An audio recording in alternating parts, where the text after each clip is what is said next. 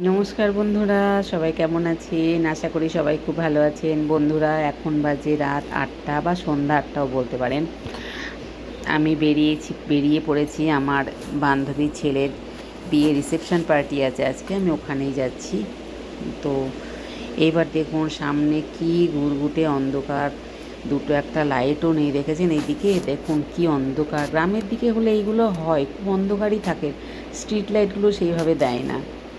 এখনও পর্যন্ত শহরের কাছে আসতে পারিনি, গ্রামের দিকেই রয়ে গেছে, যার জন্য এত অন্ধকার। তো দুই একটা লাইট আসছে, ওই বাড়ির থেকে লাইট আসছে, নচেত খুবই অন্ধকার। বাড়ি আসার সময় এভাবে আসতে হবে আমাকে, দেখেছেন? তো আস্তে আস্তে শহরের দিকে যাচ্ছি। তো শহরের দিকে দেখুন এসে গেছি, আর কোনো অসুবিধা নেই। শহরে এলে আর কোনো অসুবিধা হয় না, এখানে তো প্রচুর লোক চলাচল করে। তো টোটোয় করে যাচ্ছি। টোটো যে ভাইটা আমায় নিয়ে যাচ্ছে, ও বলছে টোটো একটা প্রবলেম হচ্ছে। জানি না রাস্তার মাঝখানে কী আবার প্রবলেম হবে। তো অনেক দূর এসেও গেছি, কিন্তু যদি কোনো প্রবলেম হয় যে কি হবে বলুন তো।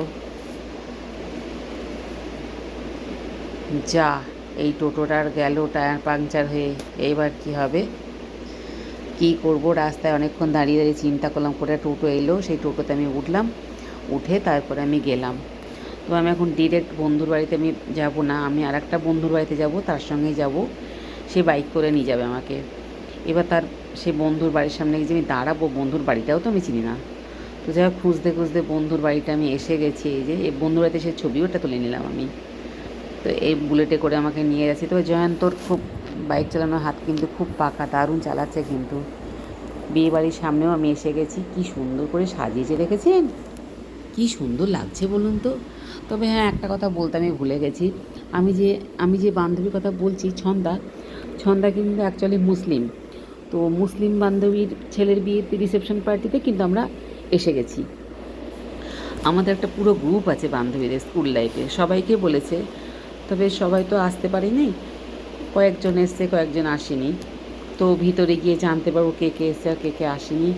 তো সামনের গেট আপটা কিন্তু খুব সুন্দর করেছে। তবে একটা জিনিস আমি খুব ভালো করে খেয়াল করলাম, যে এই দেখুন, এইটা হচ্ছে আমার বন্ধু জয়ন্ত, খুব ভালো বন্ধু কিন্তু এটা। তো যে কথাটা বলছিলাম, এই বিয়েতে আমি দেখছি কোনো রকম সানাই কোনো সানাই তো বাজবেই না, কোনো কিন্তু মাইক টাইক কিন্তু চলছে না। এবার বউ দেখতে চলে এসেছি, বাবা বাইরে কি গরম, এসি রুমে ঢুকে যেন বাঁচলাম। উফ, মারাত্মক গরম। কোনো রকম গান বাজনা কিন্তু হচ্ছে না, আমাদের হিন্দুদের মধ্যে যেটা হয় সেটা হচ্ছে না। এই দেখুন বৌমাকে দেখায়, কি সুন্দর মিষ্টি মেয়ে, দেখেছেন? বাচ্চা মেয়ে, এটা হচ্ছে আমার দিদির মেয়ে। এর বিয়েও খুব বেশি দিন হয়নি, 1 বছরই হলো বিয়েটা হয়েছে। দিদির মেয়ের মুখটাও কিন্তু খুব মিষ্টি, এটা হচ্ছে আমার দিদি। তো এবার আমি চলে এসেছি স্টলে। স্টলে কী কী আছে দেখি, চলুন। এক জায়গায় আছে কোল্ড ড্রিঙ্কস আছে, ফুচকা আছে, আর হচ্ছে পকোড়া আছে।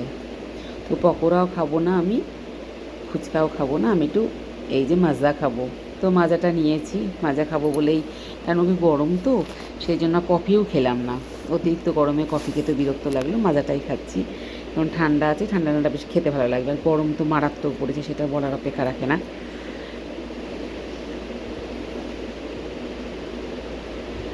আর এদিকে দেখুন আমার বান্ধবীরা সব এখানে দাঁড়িয়ে পড়েছে। চলুন এক এক করে পরিচয় করে দিই যে এদের সাথে।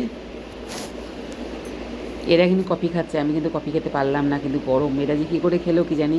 এই যে মৌসুমি, এটা আমার মৌসুমি, অঞ্জনা, এটা দীপালি, আর এটা তো আমাকে তো সবাই চেনেন, ওটা যমুনা, সনকা, সবাই আমরা আছি। তো এইবার দেখুন খেতে যাওয়ার ওখানে যাচ্ছি, একবার গেছি ঘুরে এসেছি, ঢুকতেই পারলাম না। তো আবারও যাওয়ার চেষ্টায় আছি ভিতরে, আবার উঁকি মেরে দেখলাম মারাত্মকভাবে ভিড়। ভিড় হবে না কেন, 1000-2 লোক বলেছে, সেই জন্য খুব ভিড়, খুব ভিড়। দু জায়গায় খাওয়ার ব্যবস্থা করেছে, দোতলাতেও করেছে, একতলাতেও করেছে। দোতলাতে কিন্তু খুব বেশি লোক বসতে পারছে না, একতলাতে কিন্তু প্রচুর লোক বসেছে। এই দেখুন ভিড় ঠেলে আমি ভিতরে ঢুকতে পেরেছি, তবে খাওয়ার জন্য আমি ঢুকিনি। আমি দেখতে এলাম যে জায়গাটা পাওয়া যায় কি না। এই দেখুন কত লোকের খাচ্ছে, দেখেছেন? কতগুলো লাইন আছে, কিন্তু জায়গা আগে থেকে বুক না করলে পাওয়া মুশকিল, বলে রাখতে হচ্ছে যে এইখানে আমরা বসবো। কী জ্বালা বলুন তো, বিয়ে বাড়িতে এসে আর যদি মুখের সামনে কি দাঁড়িয়ে থাকি কেউ, তো তাদের কি খাওয়া হয়? খুব মুশকিল না বলুন? তো তো দেখে টেকে চলে এলাম। আর একবার যাবো, কেন কি এখন খালি টালি কিছুই পেলাম না, খালি হওয়ার কোনো সম্ভাবনাই নেই। সবে এখানে পড়লো মাটন পড়লো, এরপরে দই মিষ্টি আছে, আর কী সব আছে।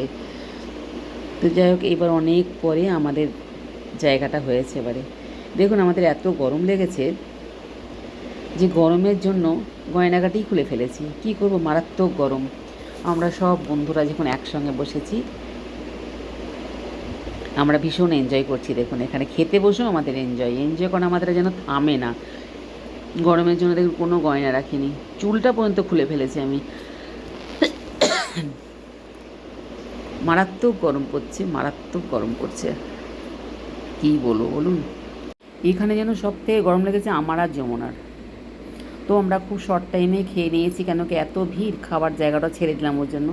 তো বাড়ির পথে রওনা দিয়ে দিয়েছি, আবার সে অন্ধকার। তো বন্ধুরা, আজকের মতন ব্লগটা এখানে শেষ করছি। সবাই খুব ভালো থাকবেন।